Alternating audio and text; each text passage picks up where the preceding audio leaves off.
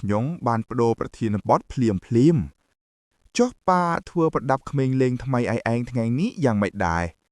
ភ្នែករបស់ក្មេងស្រីនាគតូចភ្លឺឡើងមូនីនចូលចិត្តប្រដាប់ក្មេងលេងជាងគេមិនយូរប៉ុន្មានខ្ញុំបានបញ្ចប់គូបរូបប៊ិចតូចមួយដ៏ឆ្ងាញ់មួយហើយបាំងប្រគល់វាទៅឲ្យមូនីនដោយរីករាយដោយឲ្យនាងបង្វិលវាតាមដែលនាងពេញចិត្តខ្ញុំបានរៀនគោលការណ៍នៃការតភ្ជាប់មេកានិកសាមញ្ញមួយចំនួននៅក្នុងថ្នាក់រៀនគីមីវិទ្យានិងមេកានិករបស់ខ្ញុំនៅសាលាហើយខ្ញុំមិនដែលគិតថាខ្ញុំនឹងប្រើវានៅថ្ងៃនេះខណៈពេលកំពុងមើលថែកូនរបស់ខ្ញុំតើខ្ញុំជាមនុស្សធម្មជាតិក្នុងការថែរក្សាកុមារទេភ្លាមនោះខ្ញុំមានអារម្មណ៍ថាមានការសម្លឹងមើលរបស់នាគខ្ញុំគិតថាវាជាលូស្វីសលួចមើលប៉ុន្តែបន្ទាប់ពីងាកក្បាលខ្ញុំគ្មានសញ្ញាណាមួយនៃនាគនាងនោះទេមូនីនបានសួរខ្ញុំដោយមានការងឿងឆ្ងល់ថាមានអ្វីខុសបន្ទាប់ពីខ្ញុំប្រាប់នាងថាវាគ្មានអ្វីទេខ្ញុំចាំថាទិសដៅនោះគឺជាកន្លែងដែលណូអាកំពុងហ្វឹកហាត់រាងកាយរបស់នាងប៉ុន្តែក្មេងនោះមិនព្រមមកចូលរួមជាមួយយើងទេដូច្នេះខ្ញុំគួរតែធ្វើគូបរូប៊ិកសម្រាប់នាងដែរពេលណូអាត្រឡប់ទៅបន្ទប់របស់នាងវិញដើម្បីគេងពេលយប់ដោយសម្លឹងមើលមូនដែលកំពុងដេកលក់នាងបានរកឃើញគូបរូប៊ិកដែលខ្ញុំបានធ្វើនៅពេលថ្ងៃនៅក្បែរនាងនៅក្រោមគូបរូប៊ិកមានកំណត់ចំណាំមួយប្រដាប់ក្មេងលេងសម្រាប់ណូអាសូមព្យាយាមជួសជុលវាឡើងវិញនាងបានត្អូញត្អែដោយក្រអឺតក្រទមថាខ្ញុំមិនចាប់អារម្មណ៍នឹងប្រដាប់ក្មេងលេងប្រភេទនេះសម្រាប់ក្មេងតូចទេប៉ុន្តែនាងនៅតែព្យាយាមបង្វិលវាពីរបីដងសំឡេងចុចមេកានិកច្បាស់ពីចុងម្រាមដៃរបស់នាងបានធ្វើឲ្យមុខតូចរបស់ណូអាប្រហែលជាក្រហមបន្តិចប៉ុន្តែនៅថ្ងៃបន្ទាប់មូនបានរកឃើញថាប្អូនស្រីរបស់នាងបានប្រព្រឹត្តចង្លៃបន្តិចនាពេលថ្មីនេះដោយតែងតែលាក់របស់របរនៅក្នុងប្រអប់នៅក្រោមគ្រែរបស់នាងដូច្នេះនៅពេលដែលប្អូនស្រីរបស់នាងមិននៅនាងបានលួចមើលថាតើមានរបស់ល្អអ្វីខ្លះនៅខាងក្នុងអ្នកស៊ើបអង្កេតមូនជាអ្នកត្រួតពិនិត្យករណីនេះនៅខាងក្នុងមានគូបរូប៊ិកឈ្មោះដែលលេអុនបានសរសេរបំណែកដែលបានធ្លាក់ពីលើរទេះមៀខ្វៃនិងក្រដាសមួយសន្លឹកដែលមានឈ្មោះប្អូនស្រីរបស់នាងសរសេរនៅលើវាហាក់ដូចជាអ្វីទាំងអស់ទាក់ទងនឹងប៉ាមូនមានទឹកមុខជោគជ័យខ្ញុំយល់ហើយមានតែការពិតមួយប៉ុណ្ណោះតាមពិតទៅប្អូនស្រីរបស់ខ្ញុំដោយមិនដឹងខ្លួនណូអាបានបង្ហាញខ្លួននៅពីក្រោយនាងរួចហើយនាងបានគ្របមាត់មូនដោយផ្ទាល់ចងនាងដោយបងរុំហើយលើកប្រអប់កំណប់ដោយមោទនភាពកុំលួចមើលវាបានបង្ហាញថាម្ចាស់ស្ត្រីនាគប្រាក់ដើម្បីបង្កើតរូបភាពមិនពិតនៃគ្រួសារនាគដែលចក់សម្រុងគ្នានិងស្រឡាញ់គ្នាបានសម្រេចចិត្តនាំគ្រួសារទាំងមូលទៅធ្វើដំណើរទៅកាន់ទីក្រុងមេឃវាគឺដោយសារតែកូនស្រីរបស់គាត់ហៀបនឹងចាប់ផ្ដើមចូលរៀនហើយសាលា Saint Heath គឺជាសាលាដ៏ថ្លៃថ្នូរក្នុងចំណោមនាគដែលមានស្តង់ដារតឹងរ៉ឹងសម្រាប់ការទទួលយកសិស្ស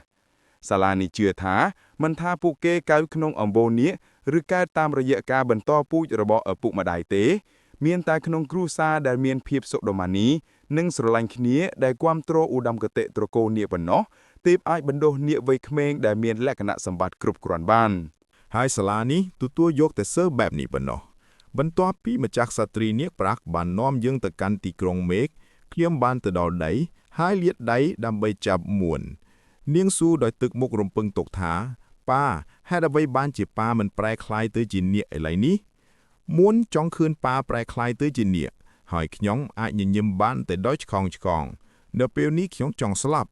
ប៉ាសម្លាប់នាគពូកែណាស់ប៉ុន្តែចំពោះការប្រែក្លាយទៅជានាគចូលយើងភ្លេចនេះចោលទៅ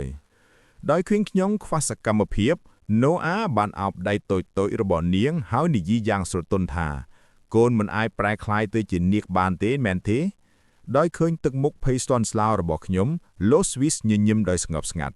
រាងកាយរបស់ប៉ាមិនទាន់ជាសះស្បើយពេញលេញនៅឡើយទេដូច្នេះគាត់មិនអាចប្រែក្លាយទៅជានាគយក្សសម្រាប់ពេលនេះបានទេនៅពេលដែលរាងកាយរបស់ប៉ាជាសះស្បើយគាត់នឹងប្រែក្លាយទៅឲ្យប៉ាឃើញបន្ទាប់មកប៉ាត្រូវតែជាសះស្បើយឆាប់ណាស់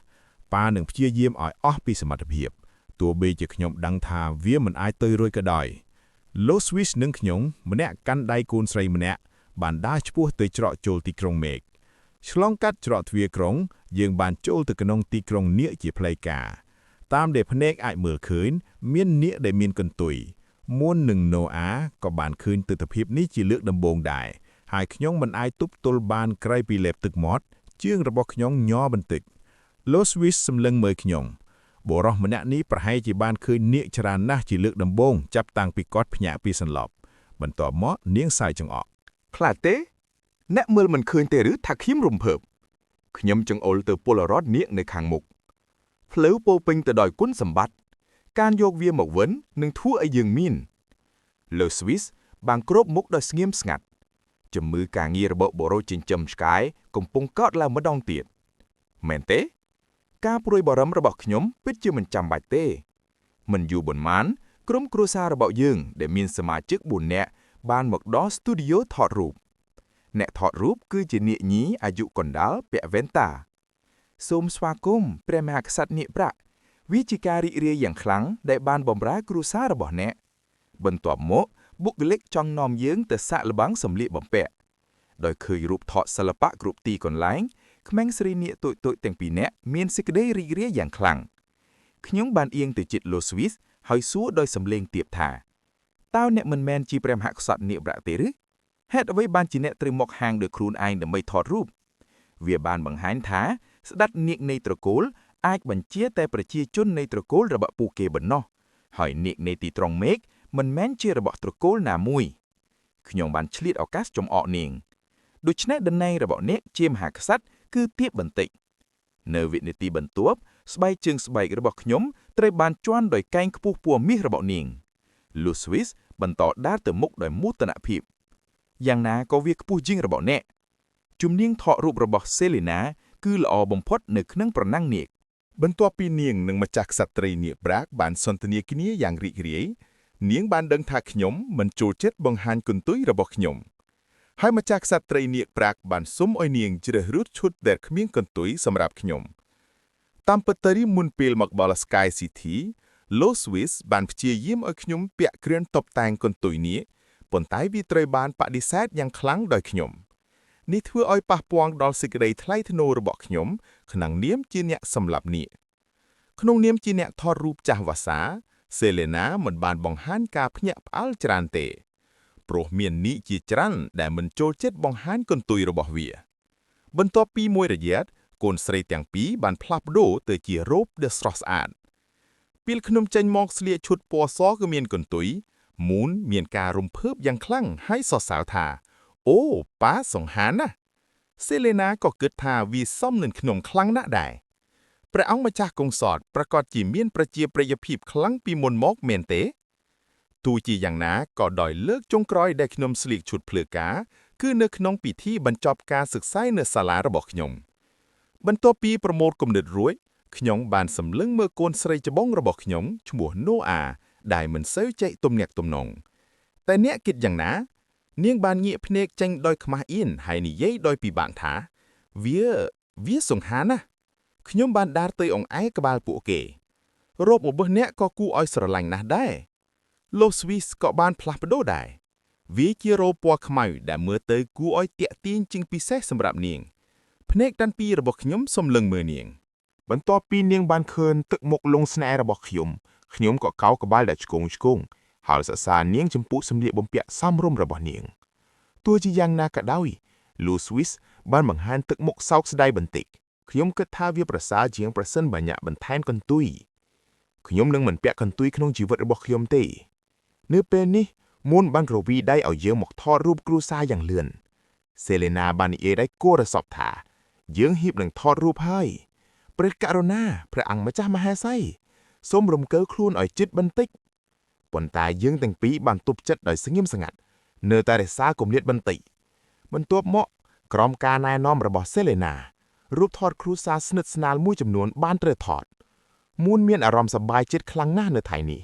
ខ្ញុំនិងម្ចាស់ក្សត្រីនាគប្រាក់ក៏បានធ្វើពុតជាគូស្នេហ៍មួយគូបង្កើតជារាងបេះដូងជាមួយកន្ទុយរបស់នាងហើយក៏មានរូបថតរបស់យើងកំពុងសម្លឹងមើលទៅក្នុងភ្នែកគ្នាទៅវិញទៅមកផងដែរសេលេណាបាននិយាយថា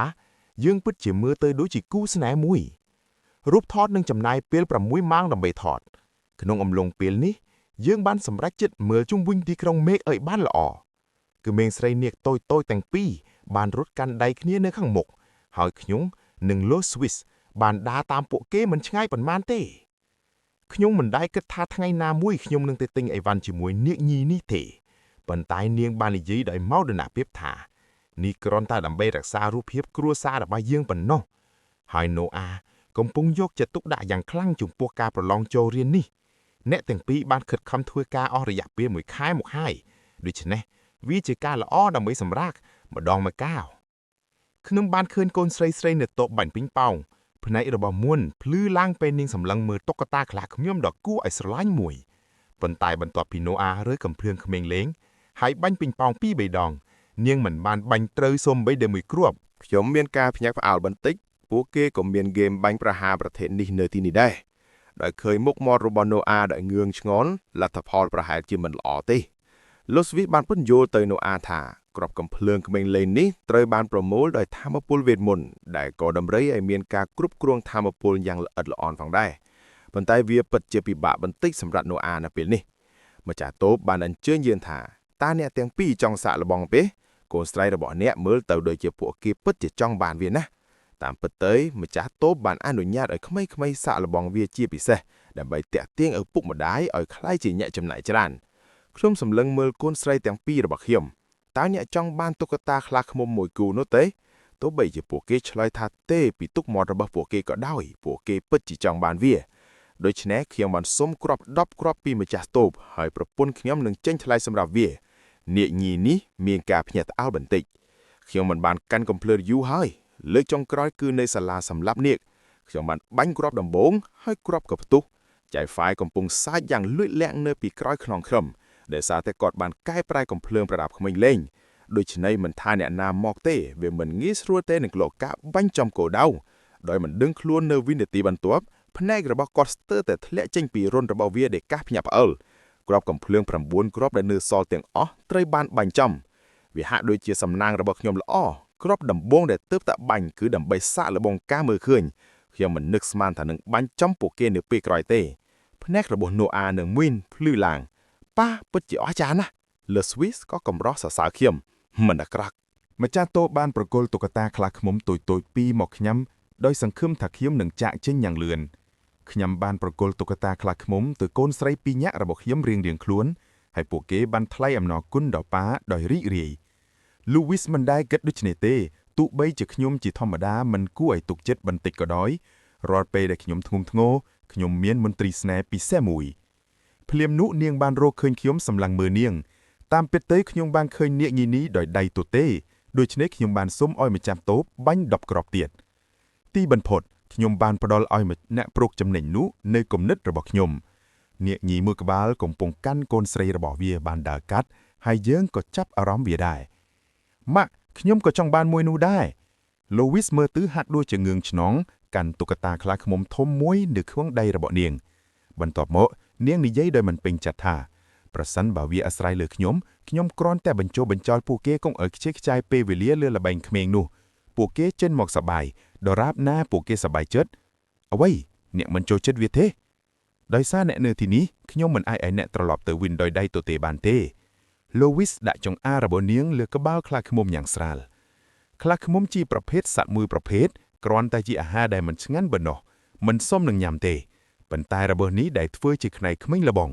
គួរឲ្យស្រឡាញ់ណាស់បន្ទាប់មកនាងដើរមុខទៅមុខដោយខ្មៅអៀនមករកខៀវបន្ទាប់ពីអាហារពេលយប់នេះ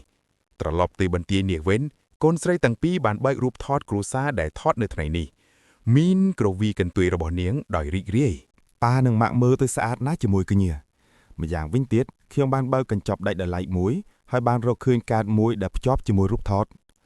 លោក Swiss និងខ្ញុំបានអានខ្លឹមសារនៃកាតជាមួយគ្នាថាសូមឲ្យរស្មីប្រាក់ភ្លឺចែងចាំងជារៀងរហូតនៅក្នុងភ្នែករបស់អ្នកដែលអ្នកស្រឡាញ់នៅវិនាទីបន្ទាប់មុខតូចៗរបស់យើងប្រែជាក្រហមភ្លាមៗហើយយើងនិយាយព្រមគ្នាថាអ្នកណាស្រឡាញ់គាត់នាងច្បាស់ជាមានកំហុសអ្វីមួយហើយទុកឲ្យខ្ញុំថតរូបនេះចុះអ្នកឯងថតរូបវាទៅយប់ជ្រៅហើយខ្ញុំនឹកឃើញថាខ្ញុំត្រូវទៅរកលោក Swiss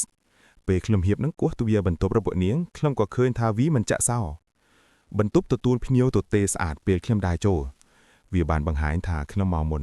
នាងនៅតែងូតទឹកនៅក្នុងបន្ទប់ទឹកពេលខ្ញុំកំពុងព្យាយាមធ្វើឲ្យខ្លួនឯងស្ងប់ចិត្ត លោកស្វីសបានដើរចេញពីបន្ទប់ទឹកនាងស្លៀករូបពណ៌ស្វាយស្រាលសក់ពណ៌ប្រាក់សាមរបស់នាងគ្របលើស្មារបស់នាងតើអ្នកចង់បានវាណៃណាបន្ទប់ទទួលភ្ញៀវឬយ៉ខ្ញុំភ្ញាក់ផ្អើលបន្តិចបន្ទាប់ពីឮដូច្នោះយ៉មិនមែនជាគំនិតល្អទេបន្ទាប់មកនៅក្នុងបន្ទប់ទទួលភ្ញៀវវាដូចគ្នានៅគ្រប់ទីកន្លែងដែរ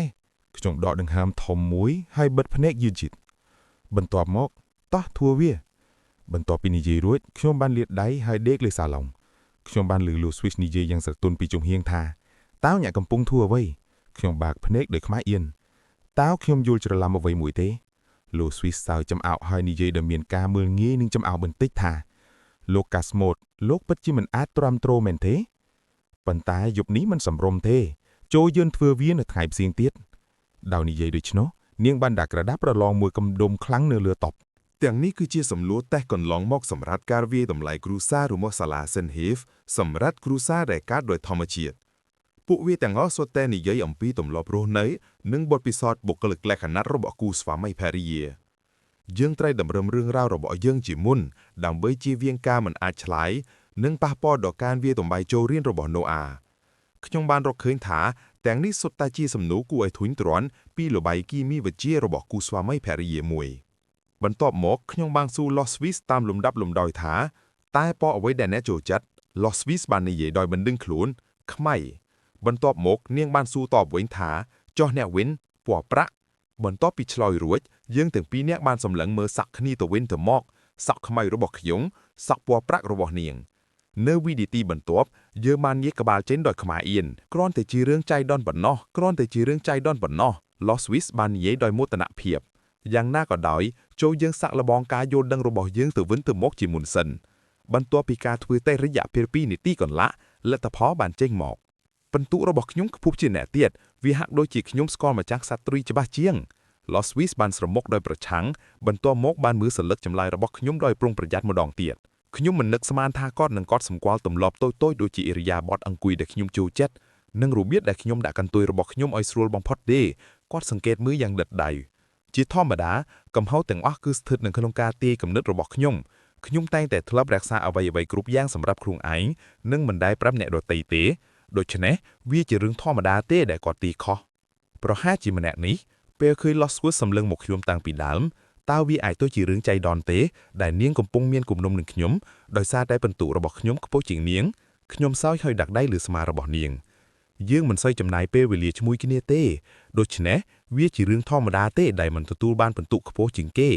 ដើម្បីប្រយោជន៍របស់ Noah ចូលយើងព្យាយាមស្គាល់ខ្ញុំឲ្យកាន់តែស៊ីជម្រៅដោយឃើញទុកមុខធន់ធ្ងររបស់ Los Swiss នាងមិនអានយួយអ្វីបានឡើយប៉ុន្តែមានអារម្មណ៍ថាមុខរបស់នាងក្តៅនិងបេះដូងរបស់នាងលាត់ញាប់នាងបានទះសិននឹងចម្លើយមួយលើមុខខ្ញុំកុំនិយាយឬមិនសំណុំហេតុផលបើញាប់ឡៅហើយសរសេរចម្លើយត្រឹមត្រូវរបស់អ្នកដោយវិធីនេះតើអ្នកសរសេរខុសទេអ្នកពិតជានិយាយថាអ្នកមិនដែលខកចិត្តនឹងខ្ញុំទេប្រសិនបើខ្ញុំត្រូវនិយាយថា Dragon Viger តូចពេកកាលពីលើកមុននៅពេលអនាគតខ្ញុំនឹងញ៉ាំ Dragon Viger ដូចជាវាជាអាហារដែរគុំស្ដាយក្រោយអីខ្ញុំនឹងត្រូវរងចាំមើលវាបន្ទាប់ពីធ្វើការយ៉ាងលំបាកមួយសប្តាហ៍ពិន្ទុជាមធ្យមរបស់យើងលើសំណួរតេស្តអាចឡើងដល់ជាង80ប្រសិនបើយើងធ្វើបានធម្មតានឹងមិនមានបញ្ហាជាមួយនឹងការវាយតម្លៃគ្រួសារទេ Los Swiss អៀងស្ងាត់លើសាឡុងចិញ្ចើមរបស់នាងជ្រួញបន្តិច